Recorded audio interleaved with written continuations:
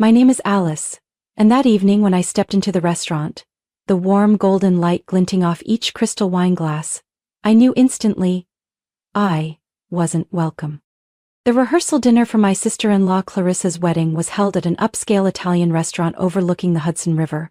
Everything was perfectly arranged, from the ivory peony bouquets on the tables to the soft piano music in the background. Except for one detail. There was no seat for me. I stood in the middle of the reception hall feeling invisible. A few guests gave me once-overs then looked away, as if I were a server who showed up at the wrong time. I looked around for the name board, nothing. On the long table draped in silk were handwritten name cards, elegant and dripping in favoritism. Mine wasn't one of them. Clarissa stood up from the head of the table, her champagne-colored satin dress hugging her body like it was tailor-made for that smug moment. She held her wine glass and walked toward me, her voice syrupy sweet and sharp as a blade. Alice, oh my gosh, you came? We only reserve seats for the people actually in the ceremony. A few quiet chuckles rose from the group behind her, mostly friends of my husband's family from the finance world, people who preferred investment jargon over eye contact. I turned to look at Ethan, my husband, who was standing by the bar with his parents. He didn't look at me. Not a glance, not a step toward me. He raised his glass to an older man in a pinstripe suit and laughed, as if I wasn't being publicly humiliated. Do you want me to repeat the invitation? Clarissa went on, tilting her head slightly. I'm sure you understand this is a family-only gathering. I felt my spine stiffen, my heart thudded with a cold rhythm. I'd put up with Clarissa for 3 years, the side eyes, the fake compliments laced with hidden insults, but this time she did it in front of both families. And Ethan just stood there, acting like nothing was happening. I smiled, a small smile steady and calm. Of course, maybe I should go freshen up a bit. I turned away, my heels tapping against the marble floor. No one stopped me, no one asked if I needed anything, but inside me something shifted. I didn't leave the party, I just stepped outside, stood on the balcony overlooking New York City glowing beneath the skyline. The night breeze brushed against my cheek, snapping me out of the haze. I opened my clutch, took out my phone and sent a short message. No fluff, no repetition. That message was the ignition switch for everything Clarissa couldn't begin to imagine. 6 days after the rehearsal dinner, I walked into the annual Harper Foundation Gala, an event that gathered nearly all of the East Coast elite. The party was held at the Museum of Modern Art in New York, beneath dazzling crystal chandeliers, with chamber music so perfectly curated it might as well have been synced to the stock portfolios of the guests. Clarissa was one of the co-hosts this year. She wore a deep red gown clinging to her like ambition, with a diamond bracelet big enough to reflect light across the room. Beside her stood her father, Charles Whitaker, chairman of Whitaker Holdings, the 4th largest real estate firm in the country, and the man who always treated me like a tacky accessory his son Ethan had mistakenly brought home. But that night, the most important person wasn't Clarissa or Charles, it was Franklin Hawthorne, the gala's main sponsor and the legendary CEO of Hawthorne Group, a venture capital firm managing billions in rotating investments across the U.S. I knew Franklin wasn't there out of goodwill. He was the type who never stepped out of a car without knowing exactly whose hand he'd be shaking at the end of the room. And I also knew Clarissa was gunning for a communications director's seat at Hawthorne's charity foundation, the one she called the last golden ticket to cement her status as a modern woman of the century icon. Around 8:00 p.m. Clarissa took the stage, lifting a glass of champagne. The room fell silent. "I'd like to extend my deepest gratitude to Mr. Franklin Hawthorne," she began, her voice sweet like chocolate ganache with a spiky aftertaste. "What an honor it is to have you here." The investment eagle, Forbes, once called the eye that never sleeps. A few polite chuckles. Clarissa smiled and then twisted the knife. "I used to think that nickname meant you were always alert, but now I'm thinking, maybe you just don't need sleep. With the number of companies Hawthorne Group acquired last year, I doubt you've had time to nap." The temperature in the room visibly dropped. Franklin gave a faint smile, but his eyes didn't. "Oh, and of course," Clarissa added, "with vision like that, who else could have bought out a whole hospital system and turned it into a chain of luxury wellness spas?" No one laughed this time. Just the soft clink of a glass against a plate. I caught Charles Whitaker's eye, His face had gone pale, his fingers gripped his wineglass so tight they turned white. Franklin stood up, he walked away without saying a word. Clarissa probably thought she was dazzling the room with New York Times-worthy wit, but she had just done what even Wall Street veterans feared, publicly mocking Franklin Hawthorne. I felt a chill down my spine, but not from fear. It was the moment I knew the cracks had started. Soon after, I slipped out to the hallway with the only person there who made me feel like myself. Natalie Hawthorne, Franklin's daughter and my best friend since college. Unlike her father, Natalie despised these galas. She was only there out of obligation. "She seriously thinks that scored her points?" Natalie whispered, dry sarcasm in her tone. I stayed silent. "My dad's never going to forget this," she added. "He's been looking for a reason to cut ties with the Whitakers for months. Clarissa just handed him one."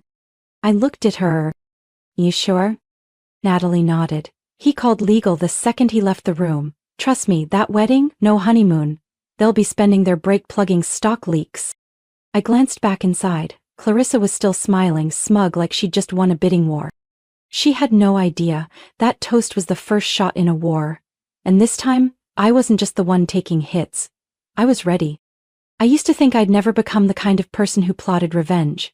I believed in karma and standing back and letting the world balance itself. But 3 years as a Whitaker daughter-in-law taught me this. The world doesn't balance itself. The best manipulators are the ones who write the rules and break them behind your back. After the gala, while Clarissa basked in press praise, I sat alone in my small office on the 34th floor, the only place in our home untouched by my mother-in-law. On the screen was the financial structure map of Whitaker Holdings, which I had quietly compiled over the past year. Tangled links between subsidiaries, stock-back loans, and risky exclusivity deals. All tied to capital from the Hawthorne Group. Clarissa thought next week's wedding rehearsal was about gowns, scented candles, and cocktail menus. For me, it was about timing. I pulled out my phone, my hand trembling slightly, not from fear, but from knowing this call would change everything. "This is Alice Whitaker, Ethan's wife," I said as Franklin Hawthorne's deep voice came through on the other end. "I hope I'm not calling too late." "It's never too late when something interesting's involved, Miss Alice," he replied, clearly surprised. "What can I do for you?" I took a deep breath. "I know you're considering pulling your investment from Whitaker Holdings." Silence. "I'm not calling to stop that," I continued. "I'm calling to ask, if I gave you a compelling reason to accelerate the process, would you be willing to act right before Clarissa's rehearsal dinner?" On the other end, Franklin let out a low, dry laugh, completely devoid of humor.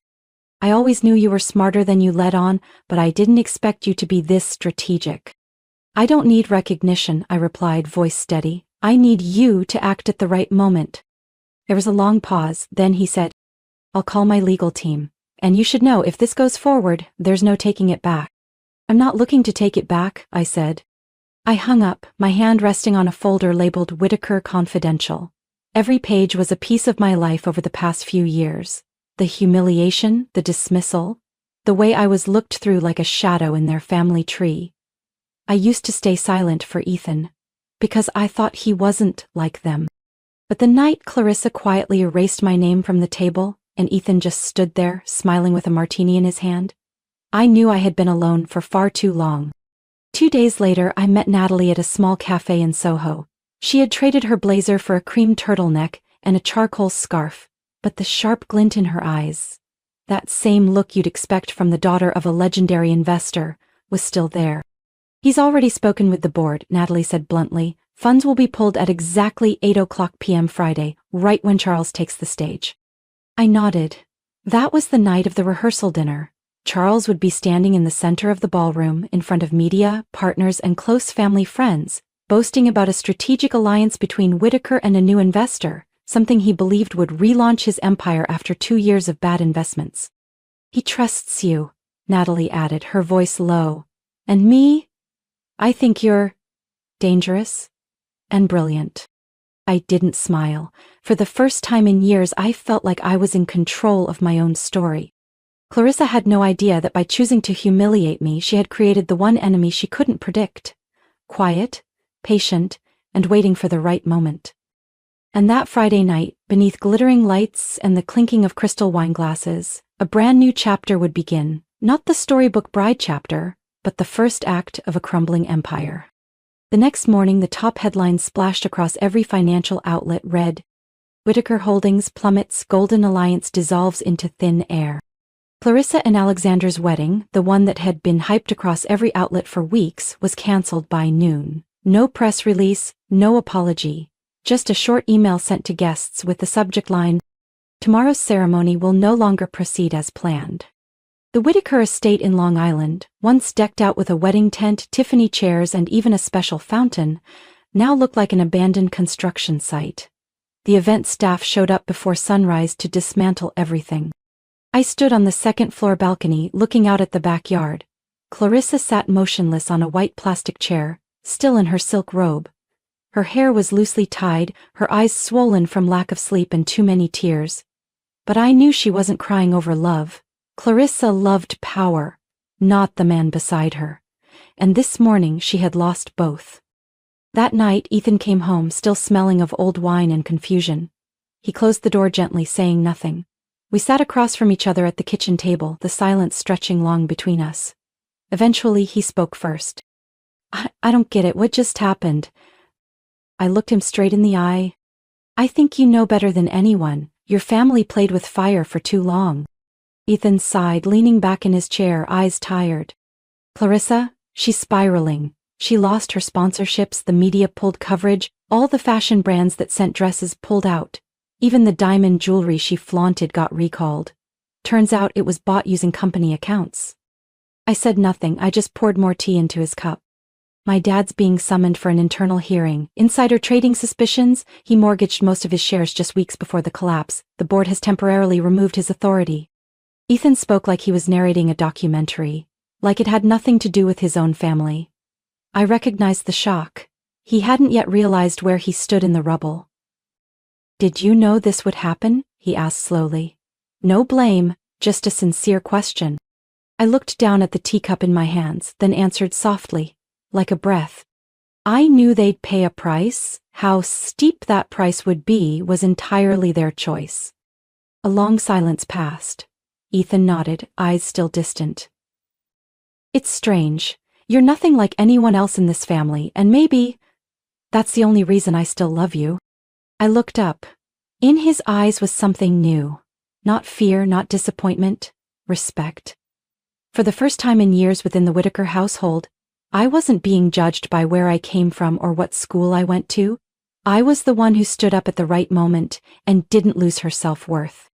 In the days that followed, the bad news hit like dominoes. The Manhattan office was seized by the bank for unpaid debts. The penthouse where Clarissa once filmed lifestyle vlogs was repossessed. She wiped her social media clean after her so-called friends unfollowed her, deleted group photos, and gave exclusive interviews to tabloids, saying, Clarissa was never truly genuine. Then came a call from Natalie. She invited me to lunch at a small restaurant in Brooklyn. When I arrived, she placed a small navy velvet box on the table. From my father, she said. He said this is a reward for the only person in the Whitaker family who actually understood the market. I opened the box. Inside was a silver fountain pen, the nib etched with intricate patterns. On the inside of the cap a phrase was engraved. Patience is a kind of wisdom. I smiled and tucked the pen into my coat pocket, not because I needed a reward, but because I knew this was the final recognition, and the one that truly mattered. 3 weeks after Whitaker Holdings officially declared bankruptcy, I returned to the Long Island mansion one last time. The house, once filled with fresh flowers, crystal glasses, and cheerful brunches, was now empty, hauntingly still. The artwork had been taken down, the wine cabinet was bare, and the only sound echoing through the halls was the shuffling of movers. Upstairs I found a mahogany box neatly placed in the corner of Clarissa's bedroom. Inside were the jewels she once used to cement her status. Black Tahitian pearl necklaces, an 8-carat emerald ring once featured in Harper's Luxe, and sapphire earrings that had caused a stir at the Hamptons Gala. I lifted each one, feeling the weight not of the precious metals but of what they once symbolized, a world built on arrogance, deceit, and cold ambition. I didn't keep them. I brought everything to the headquarters of HopeWorks Foundation, a scholarship fund for underprivileged children. When I handed the box to the CEO, she looked at me in disbelief. Are you sure? Each piece could go for 6 figures at auction. I nodded. Use them to create something that actually matters. A week later, I received a thank you letter. The pieces would be featured in the spring charity auction. For the first time, they wouldn't be worn behind closed doors. They'd be in the spotlight, no longer symbols of status but of opportunity. Ethan and I moved out of our luxury Manhattan apartment and into a 2-story red crumb home in Brooklyn. No concierge, no brass elevator, just a small yard, a few potted plants, and the sound of kids biking down the street. And yet, I felt more at peace than ever. Ethan resigned from Whitaker shortly after the company was officially dissolved. He was offered a teaching position at a private business school in Brooklyn. Not glamorous, but enough to make him smile each morning as he walked out the door. As for me, I began rebuilding my career, not in anyone else's shadow, but from the ground up, for the first time, truly. I called Natalie. I'm thinking of starting an independent financial consulting firm, I said as we sat at the cafe on the corner, focusing on transparency, ethics, and supporting small businesses. Natalie tilted her head, her eyes lighting up. The next day, I received an email from Lambert Enterprises. Sender, man. I believe in intentional beginnings. My door is always open to those who choose a different path. Horizon Strategies was born that February, a name Ethan came up with, meaning always looking forward. Our first office had just 4 people, 2 recycled wood desks and a noisy coffee machine, but I had never seen a space more full of hope. Natalie, now officially the CEO of Lambert Enterprises after Damon stepped into the chairman role, was the first to sign a strategic partnership with us. Lambert didn't need new partners, but they chose us for one reason. They believed in work rooted in real values, not manipulation. Under Natalie's leadership, Lambert entered a new era, quieter, deeper, more human.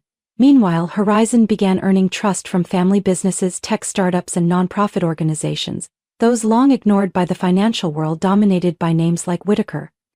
One day, I asked Natalie, "Do you think we're doing the right thing, not playing the games the old world thrives on?" She just smiled. "Alice, sometimes changing the world starts with refusing to follow it." That night, I sat on our tiny second-floor balcony, watching the streetlights flicker below, a cup of tea in hand. Ethan came up behind me and draped a thick-knit cardigan over my shoulders. "You've got that meeting with the micro-investment group tomorrow, right?" I nodded. "They manufacture toys for kids on the autism spectrum. No one will lend to them, but I think they deserve a shot." Ethan smiled. "If anyone understands how to give people a chance at the right moment, it's you." A breeze rustled through the trees. I looked up at the dark sky. No stars, but completely peaceful.